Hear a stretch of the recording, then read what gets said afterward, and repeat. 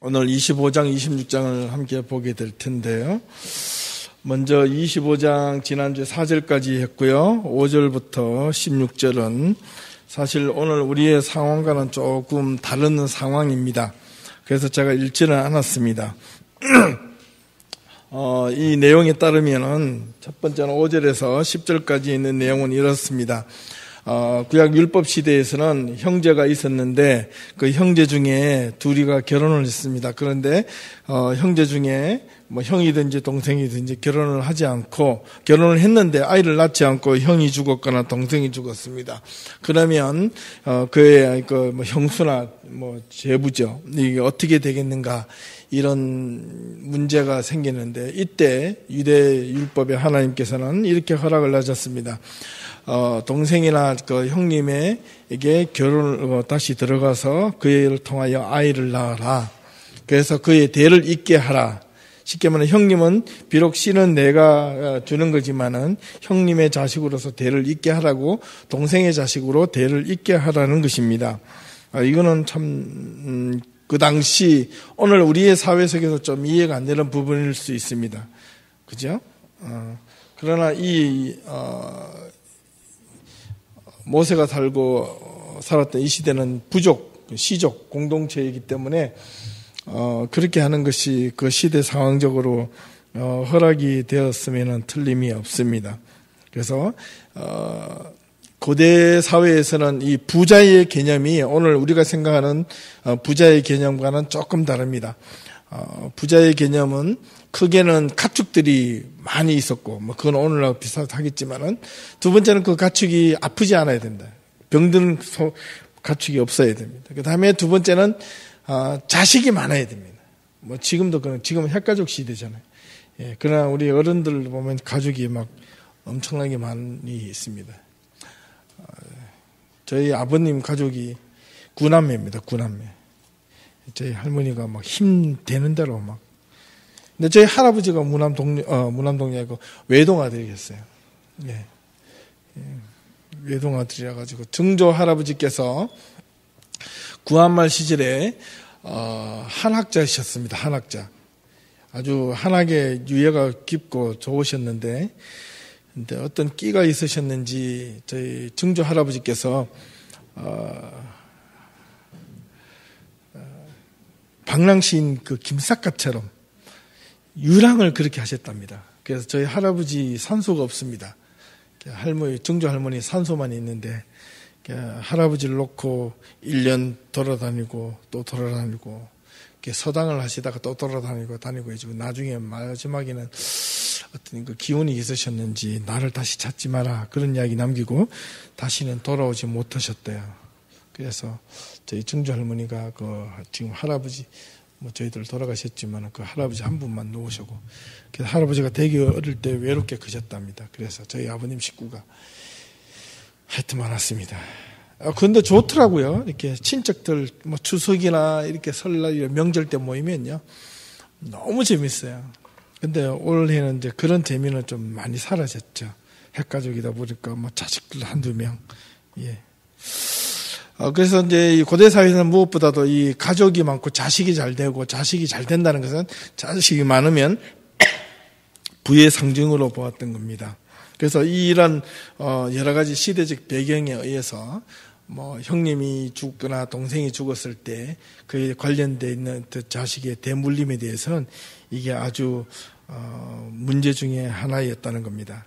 그런데 그 동생이나 형님이 형수나 뭐 제부 뭐 동생 뭐라고 해야 되나요?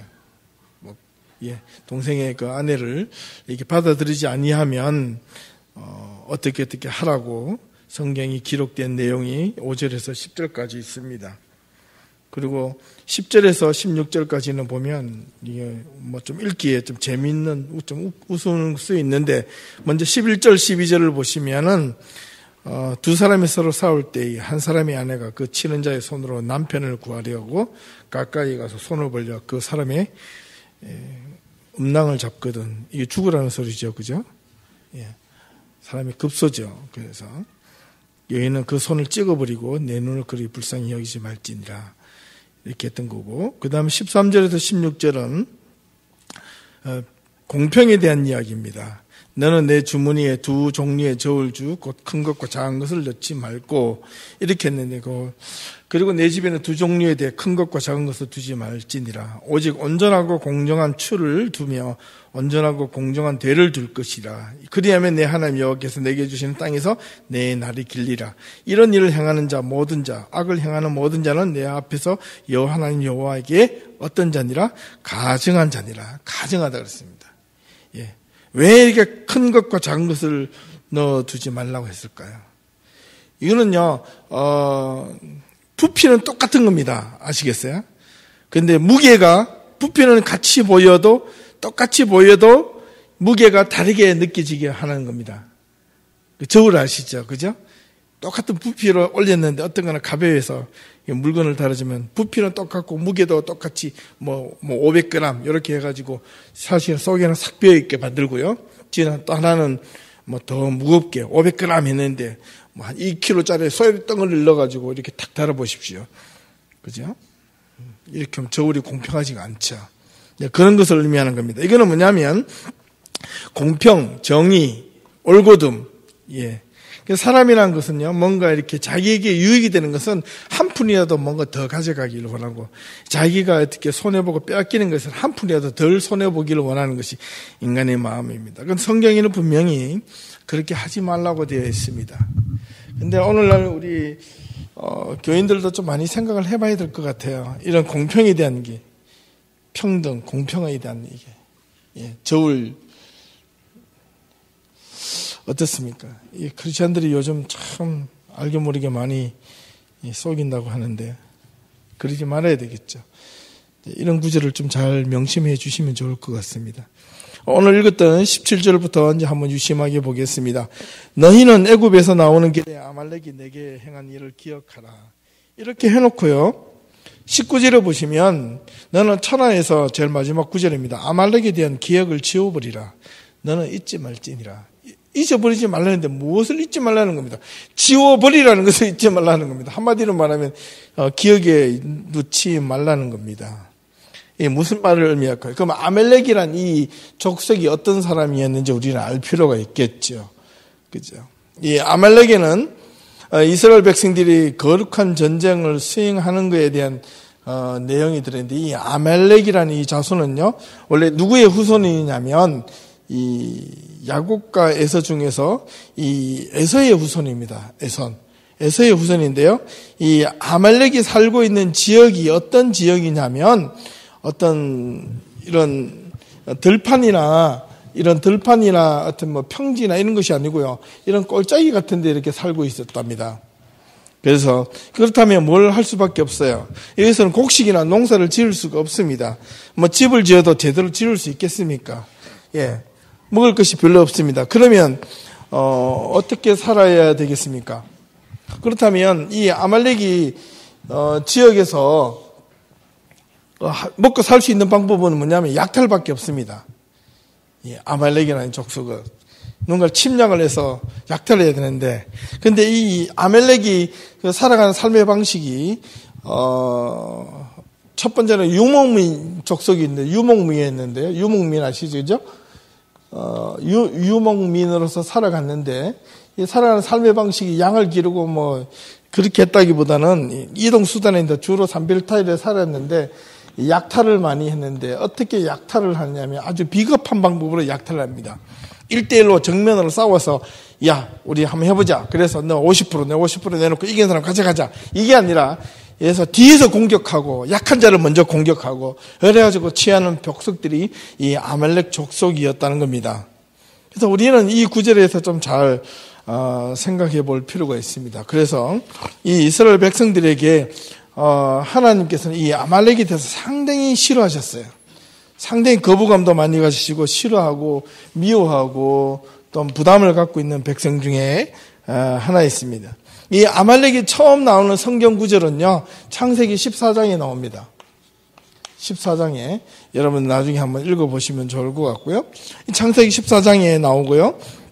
그 다음에 창세기 36장 12절에 보면 창세기 36장 12절에 보면 어떤 내용이 있느냐 하면 이런 내용이 있습니다. 에서의 아들 엘리바스의 첩 디나는 아말렉을 엘리바스에게 낳았으니 이들은 에서의 아내 아다의 자손이며 이렇게 언급되어서 이 에서의 후손이라고 보고 있습니다.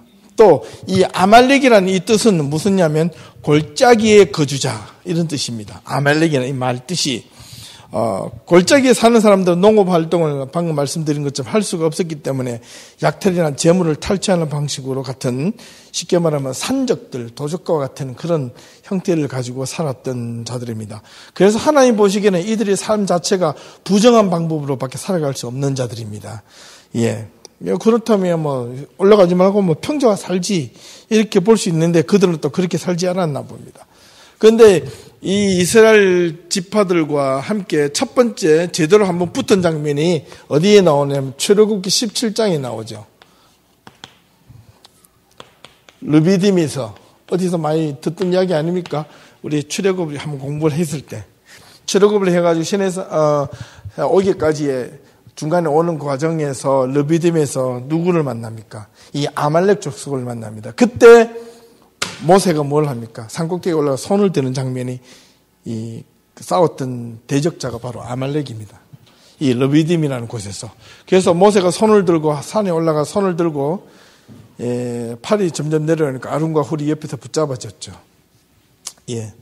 그러고 나서 이제 여호수아와 그 이스라엘 백성들은 아말렉과 나와서 싸웠는데 해가 지지 않아서 그들을 쳐부수었다는 이야기가 출애굽기 17장에 나오는 이야기입니다. 그리고 29장, 18장, 20장 넘어가서 이제 어디입니까? 시내산에 도달하는 장면이 나옵니다. 이 르비딤에서 이스라엘 백성과 처음 만났는데 처음에 이스라엘 백성들이 성경에는 그렇게 구체적으로 안 나와 있지만은 이 역사를 찾아보면 이스라엘 백성들이 이렇게 대회를 이루어가지고 가고 있는데 이렇게 무리를 이루고 가고 있었는데 아말렉이 와서 쳤습니다. 어디를 쳤을까요? 아말렉이 앞으로 와서 쳤을까요? 옆으로 와서 쳤을까요? 뒤로 와서 쳤을까요? 뒤로 와서 친 겁니다. 항상 깨끗해 가는 사람들은 좀 뒤처지죠. 그리고 모든 동물들도 보면 약한 동물들이 항상 처지게 되어 있습니다. 아말렉 족속이 뒤에 이스라엘 백성들이 가고 있는 그 진군에서 출애굽해서 나아가는 그 길에 제일 뒤에서 와서 그냥 기습 공격을 해버린 겁니다. 그래서 하나님이 보시기에 이거 안 되겠다 싶어가지고 한번 대판 정식으로 붙자 이렇게 된 겁니다. 그래서 르비딤에서 아말렉과의 싸움을 시작되는 겁니다. 그런데 하나님의 방법도 신기하죠. 그럼 모세가 손을 내고 있으면 이겨야 되는데 이렇게 했으면 얼마나 좋겠습니까? 그죠? 모세가 손을 내리면 이기고 손을 들면 이스라엘 백성이 진다. 이렇게 하면 얼마나 모세도 편하고 그죠? 예. 우리가 생각하는 만큼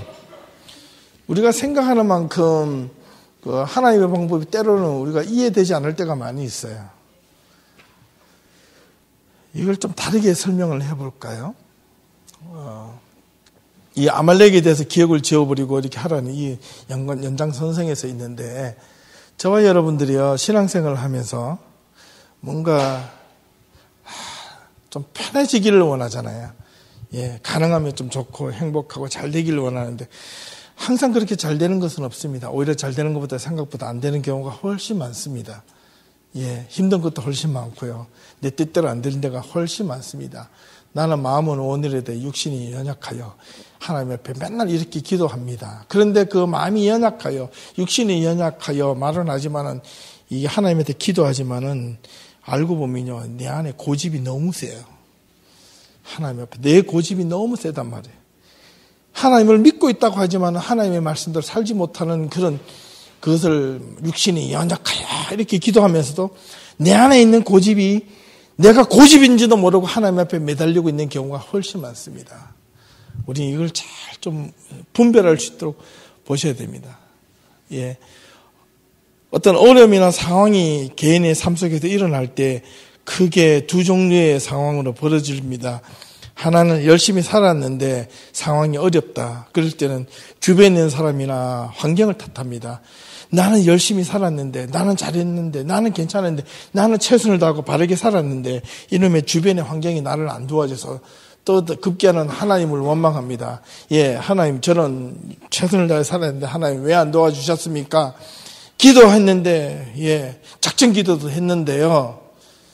그런 부류가 있고요. 두 번째 부류는 상황이 어려울 때마다 자기를 돌아봅니다. 자기를 성찰합니다. 아, 그래, 내가 좀 더 못해서, 내가 좀 더 바르게 서지 못해서 그랬다. 예, 그런 성찰함이 있는데요. 그 상황 속에서 또 다시 우리 신앙으로 돌아와 보면 우리는 안정이 되고 편안하고 생각하고 계획하는 것마다 잘 되기를 원하고 그렇게 되었으면 하나님의 축복이라고 보는데 그렇게 자꾸 신앙생활을 그렇게 하다 보면 우리는 신앙의 올바른 포커스를 놓칠 경우가 있습니다. 예. 축복, 기복에 집착되고 의존되어질 신앙 속에 빠질 염려가 있다는 겁니다. 바꾸어 말하면 뭐가 없느냐면요. 요즘 현대 신앙인들이 간절함이 없습니다. 목마름이 없어요. 절박함이 없어요. 신앙에 대한 진실함이 사라졌다는 겁니다.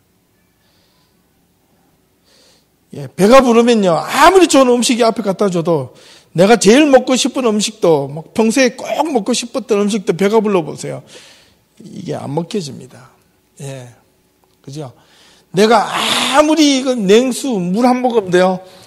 배부르고 목이 넉넉해 축겨진 자에게 물 한 모금은 아무런 소용이 없습니다. 이제 그것이 귀하죠. 그런데 배고프고 목마른 자에게 냉수 한 그릇과 빵 한 조각은요, 사람의 생명을 살립니다.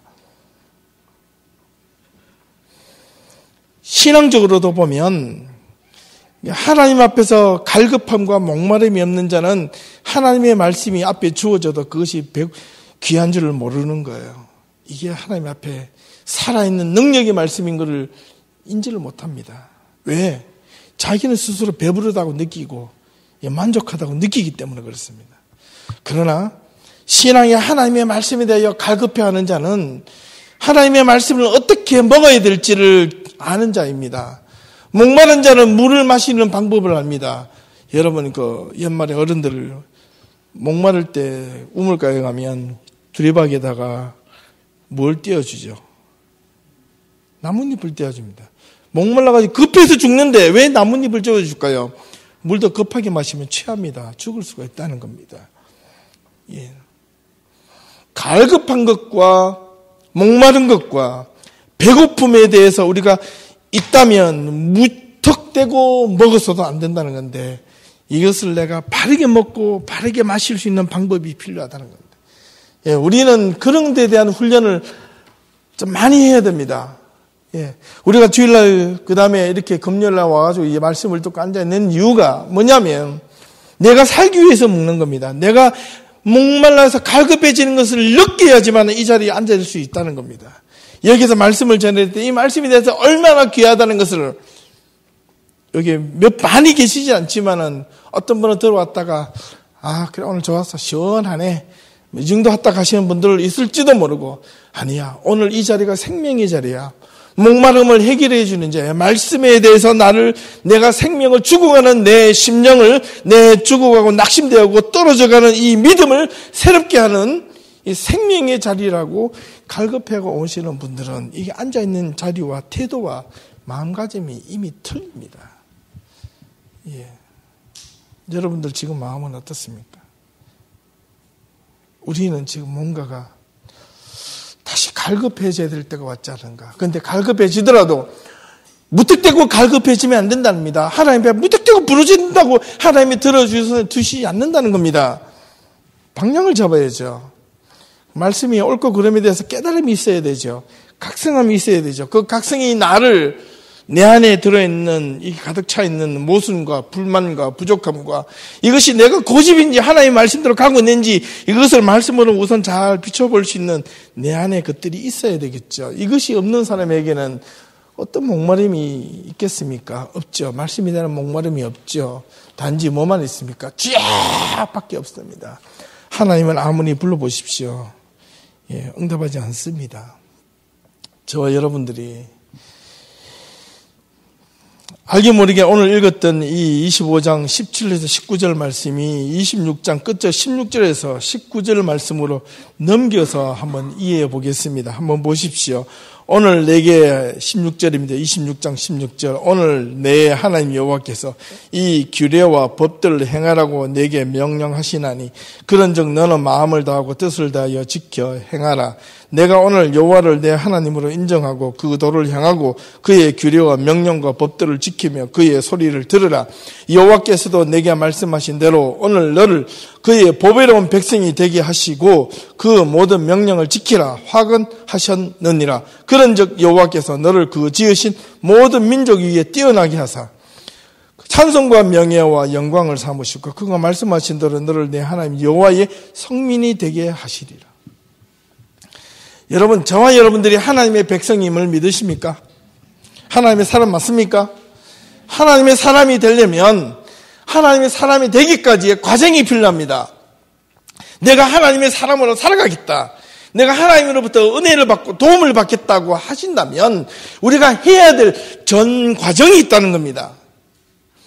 맨날 잘못하고 나서 인생이 실패를 하고 나서 주님 앞에 돌아가면 주님은 인내하시고 기다리시고 참아주시고 그래서 하나님은 우리를 받아주신다, 여기에만 포커스를 맞출 것이 아니라, 물론 그런 하나님이신데 하나님이 우리들에게 요구하시는 원래의 계획은 이거라는 겁니다.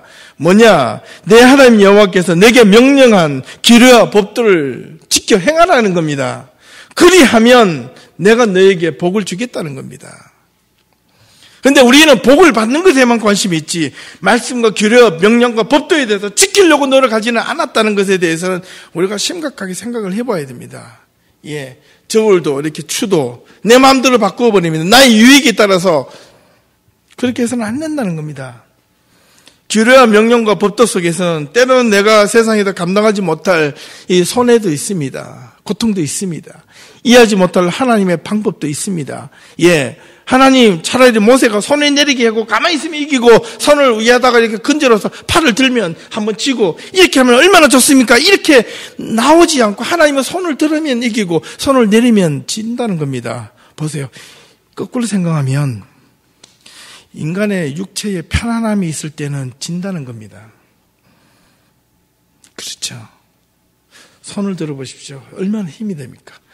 그래서 옆에 힘들게 팔이 내려오니까 아른거 훌이 옆에서 잡아줬다는 겁니다. 여러분 한번 해보실래요? 예, 삼 잡아가 옆에 사람이 양손을 잡고 30분만 앉아서 한번 계속 들어보십시오. 손이 지리고 피가 안 통합니다. 아무리 사람이 잡아줘도 팔이 아픕니다. 근데 반나절 동안 모세가 손을 들고 있다고 생각해 보십시오. 팔이 떨어져 나갈 겁니다. 이 팔을 들어서 이스라엘 백성들이 살릴 수 있다면, 하나님과의 전쟁에서 승리할 수 있다면 모세는 팔이 떨어져 나가도 피가 통하지 않고 썩어 문드러져도 손을 들겠다는 각오가 있었다는 겁니다. 그 옆에서 가만히 보고 아른고 훌이 형님 조금만 더 이렇게 하지 않았다는 겁니다. 아른고 훌이 붙잡아 주는 겁니다. 저와 여러분들이 교회를 살리고 가정을 살리고 자기 자신을 살릴 때는 누군가 모르는 하나님 앞에서 자신의 작은 희생이 필요합니다. 사람들은 희생을 요구하지 않습니다. 하고 싶어 하지 않습니다. 그런데 돌아보면 교회를 살린 사람들, 하나님의 법도를 살리고 하나님의 말씀을 따라 사는 사람들을 치고 희생을 안 당한 사람이 한 사람도 없습니다. 눈물을 안 흘린 사람이 없고 하나님의 말씀대로 살아가다가 고통 안 받는 사람들이 없었습니다. 우리는 이것에 대해서 거룩한 자존심을 가질 수 있어야 됩니다. 하나님의 말씀을 따라 사는 것이 이 세상에서 부귀와 영화보다 더 큰 의미가 있다는 것을, 그 큰 기쁨에 하나님 앞에 내 생명을 내어놓을 만한 가치가 있다는 것을 신앙 앞에서 고백되어질 때 우리는 그것을 향해서 쫓아갈 수가 있는 겁니다. 예. 자기 마음대로 이 세상이 안 될 때가 얼마나 많습니까? 예.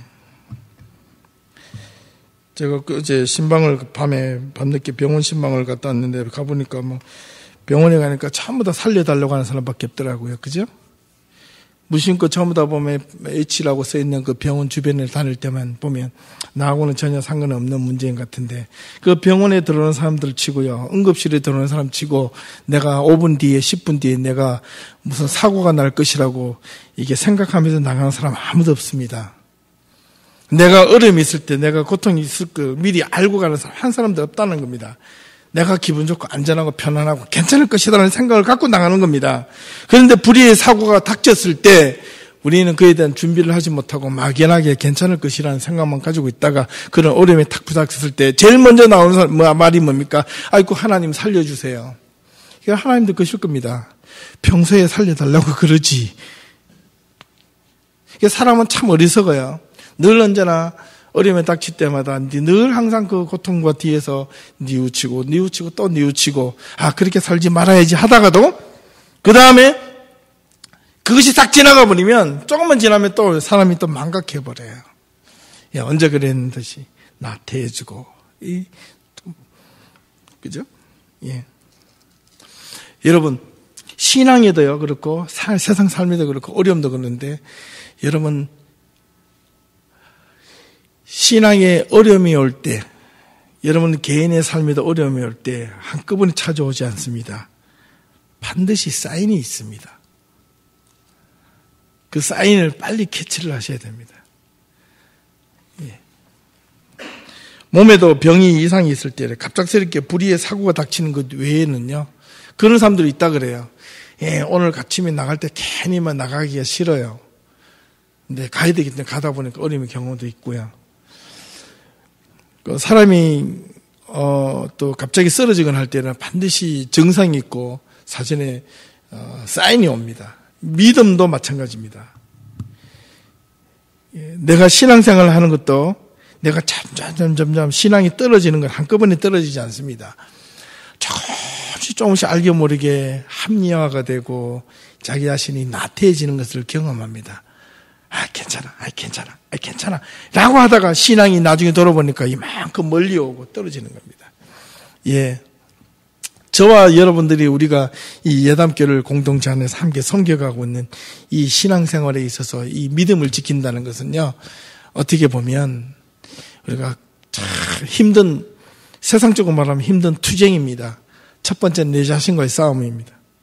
내 자신과의 싸움에서 내가 무너지지 않기 위해서 여러분 싸우셔야 됩니다. 하나님의 말씀을 지키기 위해서 하나님의 말씀에 대해서 갈급함을 느끼지 않으면 여러분 교회 생활 아무리 오래 하셔도 하나님께서 왔다 갔다 하는 그런 사람으로밖에 인정하지 못할 겁니다. 그러나 말씀에 대해서 갈급해지고 기도하는 어떤 그 눈물의 기도가 있고 삶에 열심이 있고 애씀이 있고 수고함이 있고 고통 가운데서 결코 굴하지 않고 참고 견디는 자는 정말 마지막에 영광의 빛을 볼 수 있을 겁니다. 제가 우리 청년들, 학교 다니는 청년들에게 그런 이야기를 종종 합니다. 공부하는 청년들에게도 과정이 있어서 포기하지 마라. 목숨 걸고 공부하라. 끝까지 포기하지 마라. 왜요? 포기하면 아니가만 못한다는 연말도 있듯이 포기하는 만큼 인생에 참 비참한 게 없습니다. 자기 자신 여기밖에 안 돼라고 생각하는 경우가 많은데 아니에요. 하나님은 모든 사람에게 모든 사람들에게 하나님이 원하시는 방법으로 주시기를 원하시지만은 그 주실 때까지 지켜야 될 그 과정은 그 개인에게 있는 겁니다. 내가 그 얼마나 이 사건에 대해서 책임지지 않을까. 나는 이렇게 가야 되는데 내 마음대로 되지 않았다고 해서 쉽게 포기하고 쉽게 하나님이 있다 없다라고 이야기할 것은 하나님이 이렇게 앉아서 보시다가 그래 네 믿음이 그거구나 라고 하실지도 모른다는 겁니다. 그렇게 해서는 안 된다는 거죠. 포기하지 마셔야 됩니다. 내가 힘든 것에 대해서 안타까움에 대해서 이걸 가지고 내가 외적으로는 드러날 때는 나의 열심과 열정과 비전과 꿈을 가지고 포기해서는 안 됩니다. 이걸 다른 말로 갈급함이라고 이야기하는 겁니다. 믿음의 갈급함, 신앙의 갈급함. 여러분 중언부언하는 기도가 아니라 입술로 그냥 응응응을 해도 그 안에 간절함이 있는 기도는 하나님이 다 들으십니다. 중심을 보시는 하나님이시라 그랬습니다. 물은 내 마음을 지키라 그랬습니다. 그죠? 오늘 아침에 제가 묵상을 올렸는데 제목 아시죠? good morning, good afternoon, good evening. 아침마다 사람들을 만날 때 이게 인사를 하잖아요. 굿모닝, 굿모닝 만날 때 오예, 굿이브닝, 굿애프터눈 할 때 이 사람들이 뭐 오늘 아침에 일어나서 해가 좋아가지고 굿모닝 합니까? 아니잖아요. 예, 하는 일마다 잘 될 것 같아서 굿모닝 하십니까? 회사 출근할 때 아니잖아요. 좋은 아침이란 말은 이렇게 되었으면 좋겠다는 거잖아요. 환경이 그렇게 변하더라도 내가 내 주변에 환경이 어려움이 있더라도 나는 좋은 아침, 좋은 상황을 맞고 싶다는 것 아니겠습니까? 예. 우리는 이런 마음으로 이게 바로 믿음이고 신앙인 것 같아요. 내 믿음은 내가 개척하고 헤쳐나가는 겁니다. 하나님의 뜻 가운데서 옳고 그름에 대해서 가르쳐주신 규례와 명령과 법도가 우리에게 걸림돌이 안 된다는 겁니다. 우리 하나님께서 우리에게 요구하시는 것은 규례와 명령과 법도를 지키지 않아서 이 세상에 너희가, 우리가, 우리 교회가, 우리 가정이, 내 자신이 무너져 가고 있다는 것을 모른다는 것은 갈급함이 없다는 뜻입니다. 여러분, 하나님의 말씀에 대한 갈급함이 정말 많이 있어지기를 간절합니다. 부탁을 드립니다. 예, 기도하십시오. 말씀을 보는데 게으르지 마십시오. 내가 좀 더 나태해졌다고 생각할 때 나를 드라이브를 걸 수 있기를 바랍니다. 예, 또 한마디 또 해야 되는데 이걸 해드리고 오늘은 여러분 좀 그런 나태함과 이런 긴장함에 대해서 좀 많이 토론을 해보셨으면 좋겠는데 제가 이런 구절을 옛날에 청년들이나 사람들한테 종종 해주는데 뭐 아시는 분들 또 해드릴게요. 저는 이 구절을 잊지 않습니다. 힘들 때마다 이걸 합니다. 라틴어죠, 라틴어. 페스티널 렌테라는 이 라틴어인데 저를 가르치는 목사님과 선생님께서 저에게 공부하는 도중에 어느 날 갑자기 저를 부르셔서 이 말씀을 해주시더라고요. 박 전사님, 페스티널 렌테라는 말을 혹시 아십니까? 모르겠는데요. 당연히 모르지요.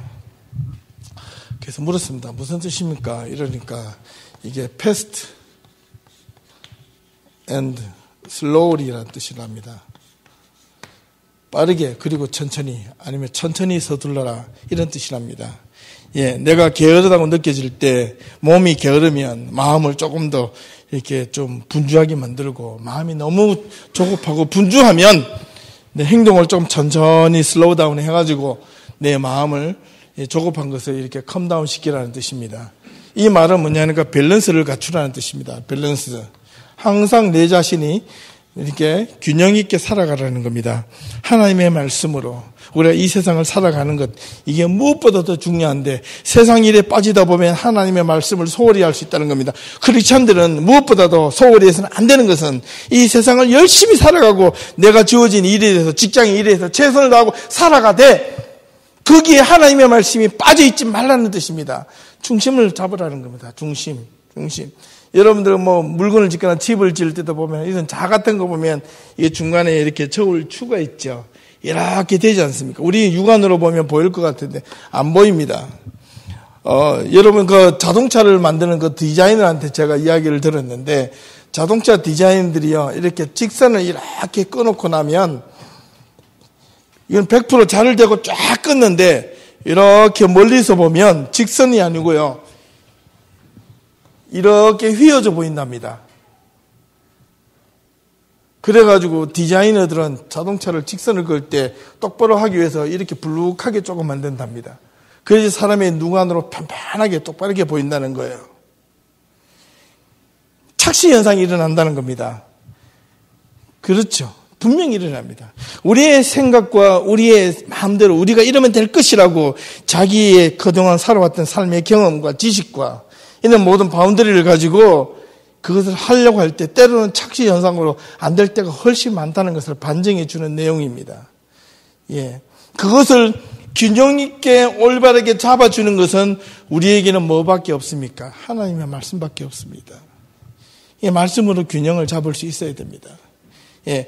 세상은 얼마나 많은 어려움과 우리가 이해하지 못할 상황들이 많이 부닥치는데요. 예.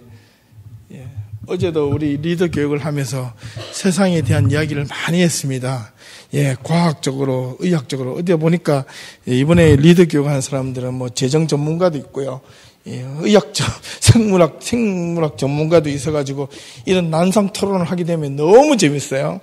예, 심각합니다. 우리가 상상할 수 없는 그런 미래 일들이 너무나도 많이 일어나고 있는데요.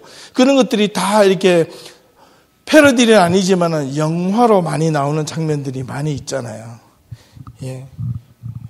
그 중에 몇 가지만 이야기 드릴까요? 여러분, 2010년대에 나왔는 인사이드 잡이라는 이 다큐멘터리 영화 좋습니다. 꼭 한번 보십시오. 제가 옛날에도 한번 이야기 드렸는데, 드라마 같은 거요.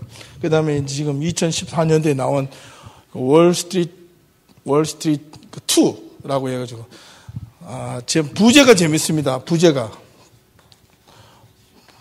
머니 네버 슬립이라는 제목입니다. 슬립.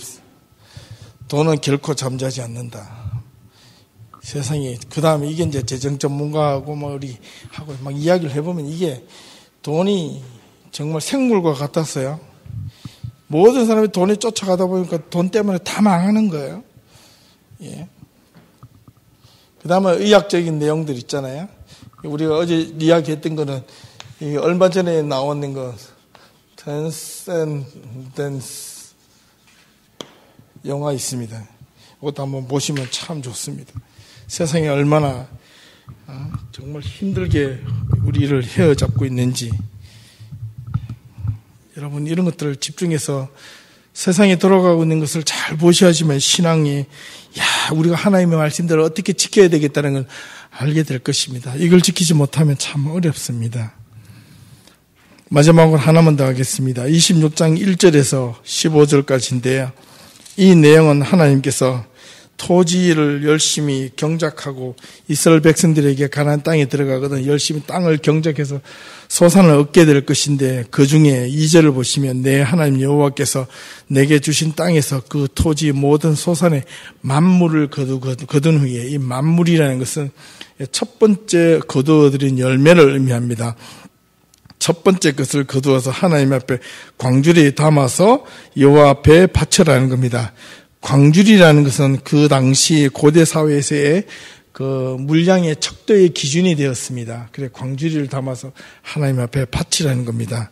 여기에 바치고 그 다음 장에 그 다음 주에 나와 있는 이 11조에 대한 12절부터 11조에 대한 내용이 나와 있는데, 11조는 지난번에 말씀드린 것처럼 10분의 1을 하나님 앞에 거룩하게 바침으로 인하여 10분의 9 나머지가 내가 가지고 있는 것을 하나님께서 거룩하게 만들어주신 행위라고 그랬습니다.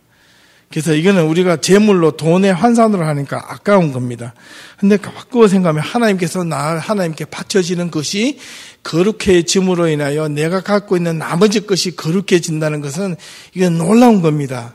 이건 다른 어떤 종교에서도 보여지지 않는데 왜 11조를 하느냐 안 하느냐 이런 문제, 그런 생각에 머리에 돈으로 생각하면 가치가 그렇습니다. 그것을 제어해야 됩니다. 하나님께 바쳐지는 그 순서와 과정을 이스라엘 백성들은 귀하게 여겼습니다. 당연하게 생각했습니다. 그 소산을 가지고 뭘 하느냐, 세 가지로 나누는 겁니다. 세 가지로 나누어서 11조를 받은 가지고 세 가지로 나누어서 하는 겁니다. 하나는 성소를 지키는 제사장과 중앙 성소를 위해서, 두 번째는 가난한 자를 위해서, 율법에서는 그 세 번째는 레위인들을 위해서였습니다. 이 레위인들은 제사장은 반드시 레위인이었지만 레위인은 반드시 제사장이 될 필요는 없었습니다. 성소를 지키는 뿐만 아니라 이 장로들 중에서는요, 이 이스라엘 백성들이 가나안 땅에 들어가면, 그죠? 이저 오른쪽에 요단강에서 동쪽으로 해가지고 여기다 세 지파가 있었고 나머지 여기 11지파가 모여서 살았습니다. 여기서 세 지파가 여기 떨어져서 반반씩 있었고 들어가서 또 몇 군데가 살기 때문에 11지파가 여기 살았는데, 그러나 마지막 12지파의 그 레위 지파만큼은 분깃을 하나님께서 나눠주지 않으셨다는 겁니다. 이것은 뭐냐면 일을 하지 말게끔 했다는 겁니다. 바꾸어 말하면 하나님께서 지키게끔 만들어주, 하나님의 성소를 지키고 하나님의 율법을 계속해서 연구하고 이 가나안 땅에서 살고 있는 이스라엘 백성들에게 예를 들자면 각 성소가 예를 들면 예루살렘에는 나중에 성전이 생기지만은 각 지파마다 레위인들이 제사장들이 흩어져서 이스라엘 백성들에게 생기는 여러 가지 윤리적인 문제, 개인의 문제, 신앙의 문제, 삶의 문제, 도덕의 문제, 이 모든 것들을 누구를 통하여 재판을 받고 허락을 하게 했느냐면 레위인과 제사장을 통해서 재판을 하게끔 했다는 겁니다. 예, 그것만 해도 엄청나게 많이 시간이 소비가 되는 거죠. 그래서 저와 여러분들이 이런 것에 대해서 별것 아닌 것처럼 보이는데 그렇지 않습니다. 예, 그런 분들을 위해서 허락하시고 성전을 만들고 새롭게 하고 지켜가는 겁니다. 그래서 이것이 하나님 앞에 거룩한 성물이 된다는 것은 요즘에 11조가 아니라 막 교회보다 무슨 헌금 이렇게 해서 막 교인들을 피를 말리게 하는데 헌금을 내라는 것이 아니라 그런 마음에 11조에 가는 기본적인 정신을 저와 여러분들이 분명하게 이해하고 하나님 앞에 나아갔으면 좋겠다. 그것이 오늘 저의 기본적인 그 생각입니다.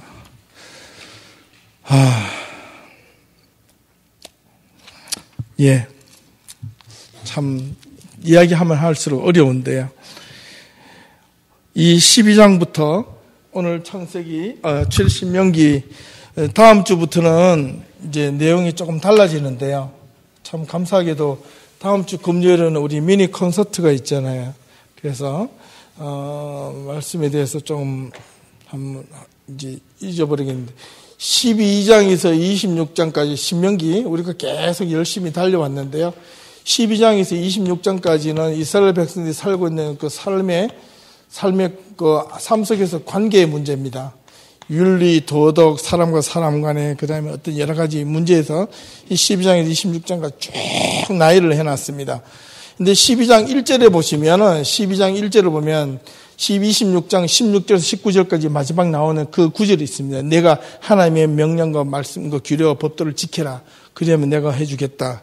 그리고 앞에 11장에도 그런 내용이 나오고 쭉 우리가 나오는 건 6장에서 시험아 이스라엘 들으라. 우리 하나님 오직 하나님 여호와시니 너는 마음을 다하고 성품을 다하고 힘을 다하여 주 하나님 여호와를 사랑하라. 이 구절을 해석하기 위해서 그 다음부터 쭉 설명해 나오는데 이걸 사랑하기 위한 방법이 뭐냐? 규례와 명령과 법들을 지키라는 겁니다.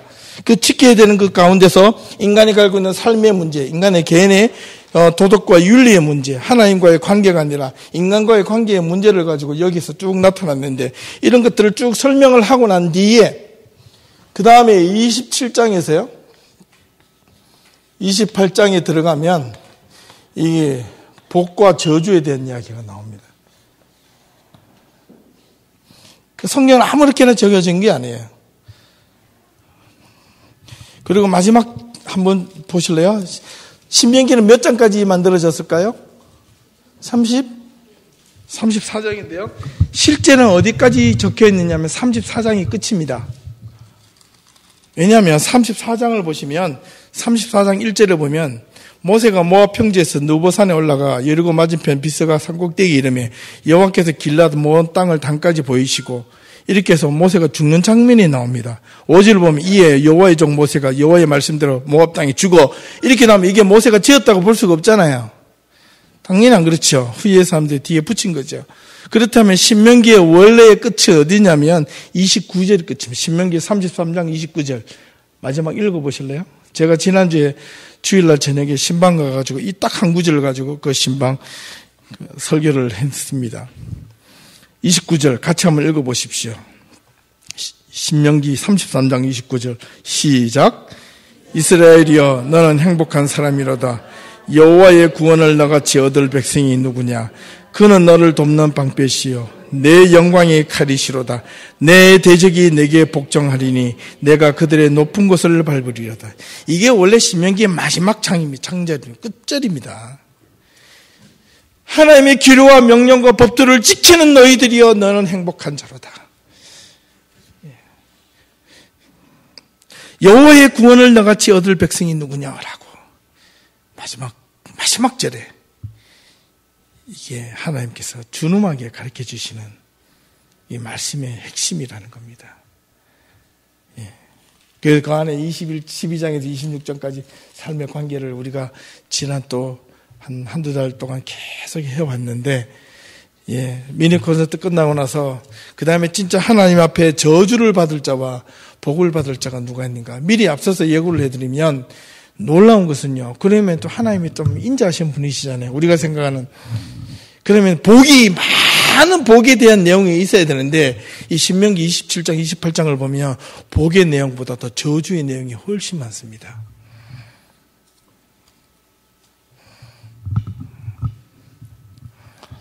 기도하십시오.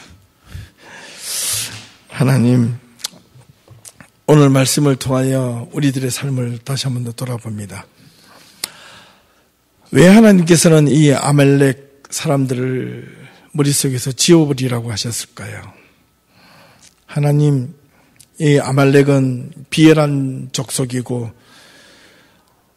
약하고 연약한 자들을 침략의 대상으로 생각하는 자들이고 부정과 불의한 방법으로 살아가는 족속들이었기에 하나님이 그들을 행여 따를까 그들을 생각하여 내가 어떤 문제가 생기고 위기가 있고 어려움에 부닥쳤을 때 행여나 그들과 같은 행동이나 삶이나 모습이나 마음의 움직임이 있을까봐 하나님 우리들에게 그 아말렉에 대한 모든 것들을 지워버리라고 하시지 않았을까요? 하나님, 우리의 삶을 돌아봅니다. 우리의 삶이 힘들고 어려울 때마다 때로는 가끔 부정하고 비열한 방법을 써서라도 우리의 삶의 위기를 모면하고 싶을 때가 있을지라도 하나님, 거기에 우리가 유혹에 넘어가지 않도록 지켜주시옵소서.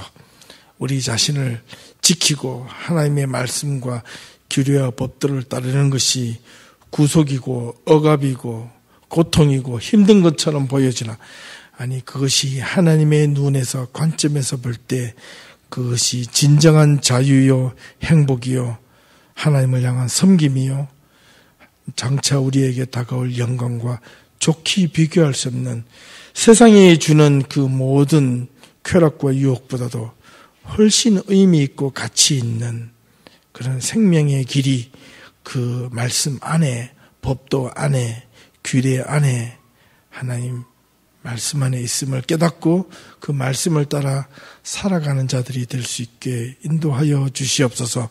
우리 모두는 하나님의 말씀 안에서 행복한 자가 되기를 원합니다. 진정한 행복이 무엇인지 우리가 고민하고 깨닫는 자들이 되게 하옵소서. 예수님의 이름으로 기도합니다. 아멘.